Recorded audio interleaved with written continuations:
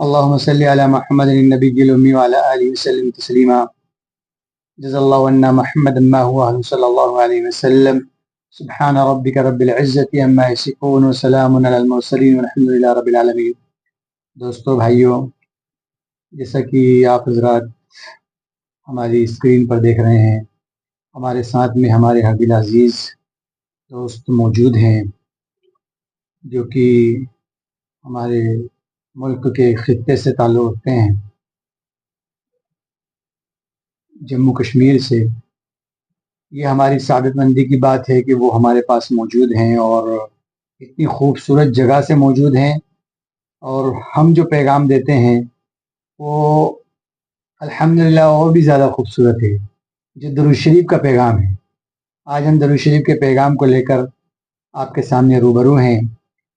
ہم حضرت مولانا مفتی اشفاق صاحب کا خیر مقدم کرتے ہیں جو شری نگر سے ہیں، اور حضرت سے گزارش کرتے ہیں آج ہمارے ساتھ ہمارے دیکھنے والے لوگوں کو، ہمارے دوست و احباب کو درود شریف کے عنوان سے کچھ بتائیں، اور درود شریف کیا ہے، درود شریف کیوں پڑھنا چاہیے، درود شریف کے کچھ فوائد آپ کی زبان مبارک سے آپ حضرات کے سامنے پیش کریں۔ مفتی اشفاق صاحب۔ نحمده ونصلي على رسوله الكريم أما بعد، اللهم صل على سيدنا محمد النبي الأمي وعلى آله وسلم تسليما۔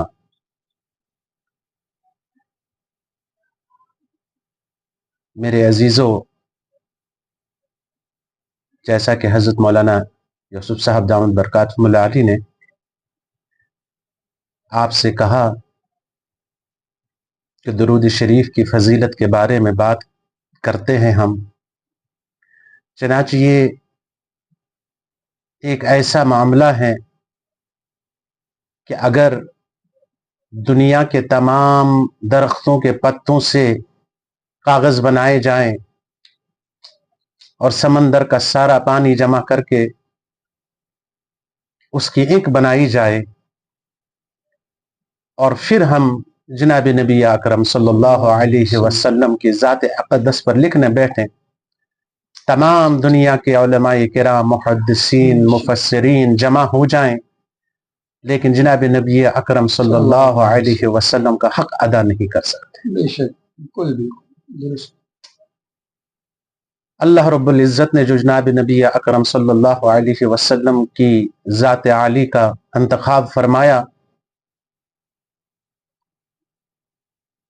اللہ رب العزت نے آپ رسول اللہ صلی اللہ علیہ وسلم کو ہمارے درمیان بھیجا، تو جناب نبی اکرم صلی اللہ علیہ وسلم نے اس امت کے لیے جس فکر مندی کا مظاہرہ فرمایا ہے اور جس محبت کا جلوہ دکھایا ہے، تاریخ گواہ ہے کہ آج تک اس کی کوئی مثال نہیں۔ چنانچہ آپ رسول اللہ صلی اللہ علیہ وسلم کی ذات اقدس اللہ رب العزت کے بعد سب سے عظیم ترین ذات عالی ہے۔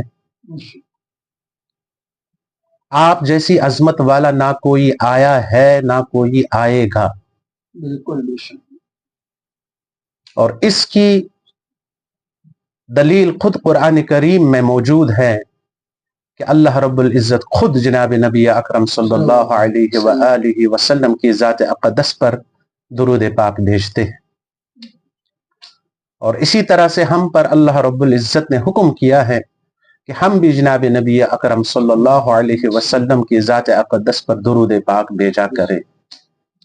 کہا جاتا ہے دست با کار دل با یار۔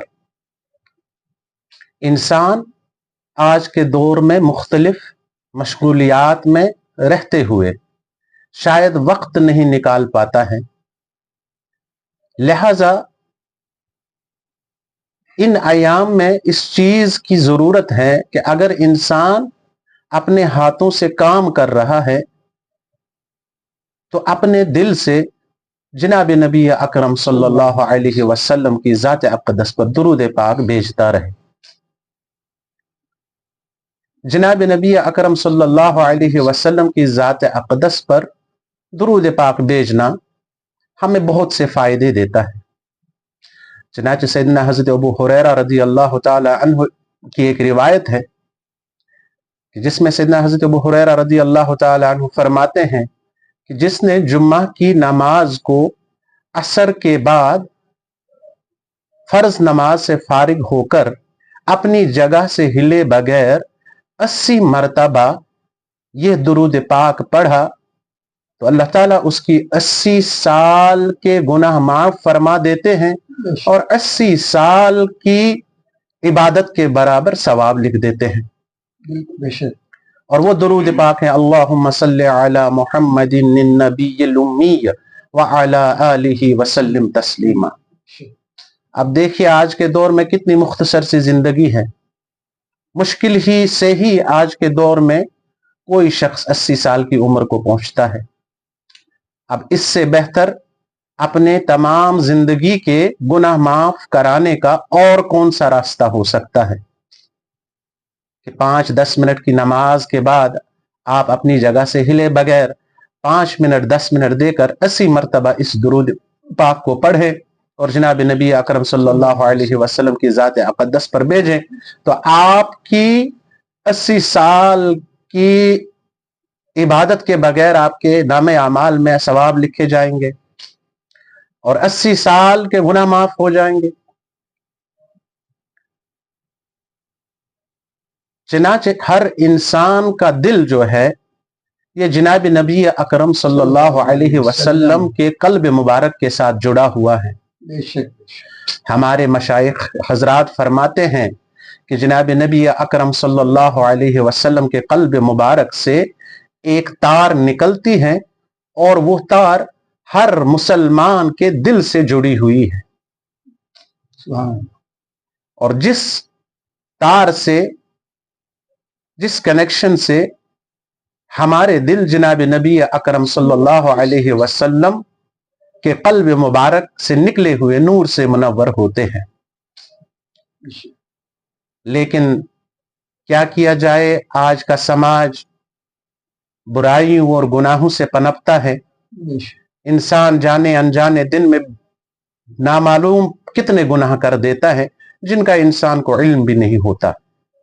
लिहाजा इस सूरत में जैसा कि हदीस पाक में जनाब नबी अकरम सल्लल्लाहु अलैहि वसल्लम ने फरमाया कि जब एक इंसान एक गुनाह करता है तो उसके दिल पर एक सियाह दाग लगता है, एक नुक्ता लगता है,